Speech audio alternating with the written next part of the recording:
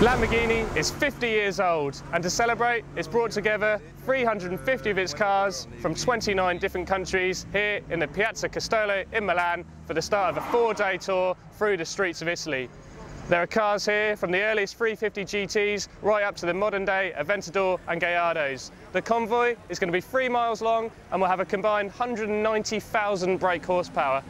Our car for the tour is a Gallardo Performante, which is essentially an open-top version of the Superleggera, and to help stand out in this rather illustrious crowd, we've gone for the Edizione Tecnica package, which brings with it bright red paint, lots of carbon fibre and a big fixed rear wing.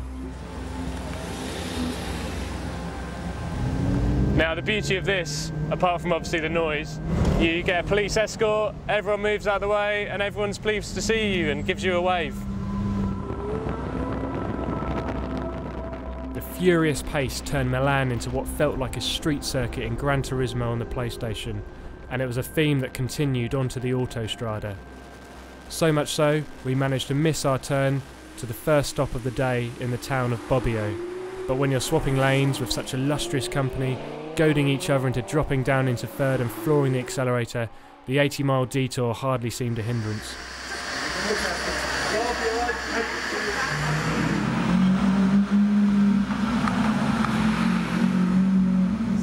With the morning running behind us, we've ended up in the picturesque town of Bobbio. And the morning has shown us two things about Lamborghini: they look great and they sound great. We'll hear even more this afternoon as we head down the long, noisy tunnels through the west coast of Italy. But for now, I think this Aventador and the crowds around it shows how good Lamborghinis can look and the crowds they can bring.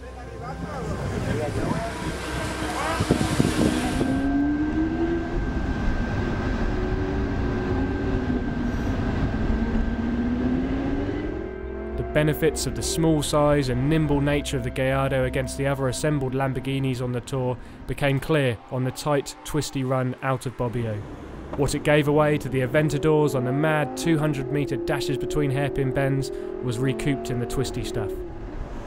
More tunnel antics on the Autostrada down the west coast of Italy was the fun that followed before the final stop for the night was reached, the coastal resort town of Fort de Marmi, where seemingly the whole town had come out to witness the bright, noisy convoy parked all the way up the seafront.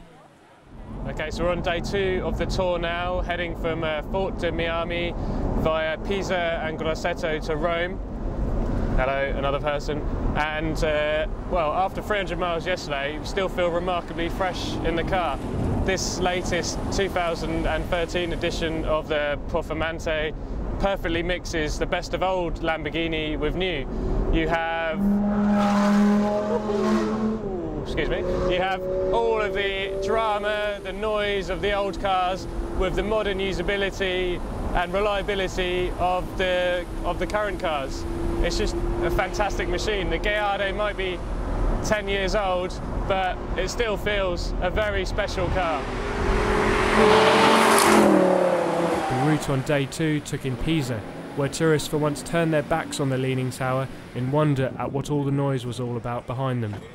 It then followed the Mediterranean coastline before reaching the Italian Air Force base of Grosseto, where the on-site Typhoon fighter jets became the latest thing used to taking top billing, be forced to play second fiddle to the sight and sound of the swarm of Lambos parked on the runway. Most motorists who witnessed the convoy on the drive were driving one-handed, their other hands holding a phone, filming the rather expensive queue of cars next to them. The children in the towns it passed through wanted high fives, and to hear a V10 engine rev to the red line.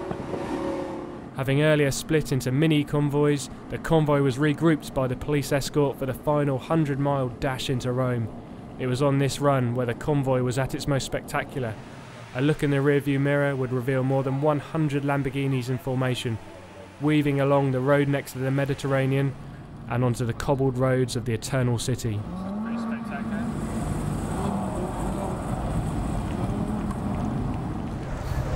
After 2 days and 500 miles of driving, we've made it from Milan to this stunning piazza overlooking Rome.